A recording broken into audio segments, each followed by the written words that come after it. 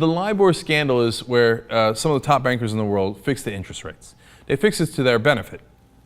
Sometimes they kept the interest rate lower, and sometimes it was because they wanted to pretend that their bank was financially healthy when they weren't.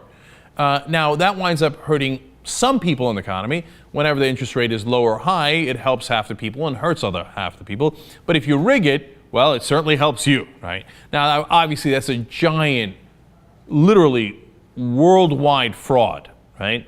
So now Barclays in Great Britain has already admitted to it, and they paid nearly $500 million in fines. Of course, nobody gets arrested, but at least some of them had the decency to step down. Now, UBS, a Swiss bank, admits it. They apparently did it on a much larger scale, and they paid a $1.5 billion fine. But did any of the top executives get either fired or arrested? Of course not. Of course not. They might actually arrest one of their traders. Their Japan unit was absolutely out of control, but the whole industry is out of control. All the top banks did this. So will any of the top executives get arrested for fixing the interest rate, a clear, indisputable fraud that is got them billions upon billions of dollars? No, they'll just pay a small amount of the profits back to the government, and they're free to go. Now, if you're not sure if it was really bribery, fraud, etc., well, get a load of one of the internal emails. Now, not only did they fix the interest rate to be lower at a lot of times, but these banks also colluded to make it higher at different times so they can make more money off of their derivative trades, which, by the way, cost so many governments across the world and inside the United States, municipalities, etc., a lot of money. One of the organizations that costs money too is Fannie Mae and Freddie Mac, which now is saying they would like at least $3 billion in damages. I think the damages are probably much, much higher than that. By the way, who now owns Fannie Mae and Freddie Mac? You and I do, the taxpayers.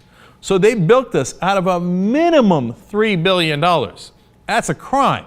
If you're not sure it's a crime, like I said, let me show you the internal emails. One guy writes to the people setting the interest rates, if you keep 6S, i.e. the 6-month JPY LIBOR rate, unchanged today, I will fucking do one humongous deal with you. Like a $50,000 deal, whatever. I need you to keep it as low as possible. If you do that, I'll pay you, $50,000, $100,000, whatever you want. Gee, I wonder if that sounds like a bribe. Does that sound like fraud? By the way, when he talks about a $50,000 deal, you might be thinking, well, that seems like small potatoes. No, they're chopping off a lot of zeros. $50,000 means a $50 billion deal. Okay, and by the way, you do this $50 billion deal, your commission on it is $50,000. So he's saying, look, man, fix the rate for me. I'll do a $50 or $100 billion deal, and God knows who gets screwed on that deal. So you can make your $50 or $100,000 in commission. All the bankers are happy.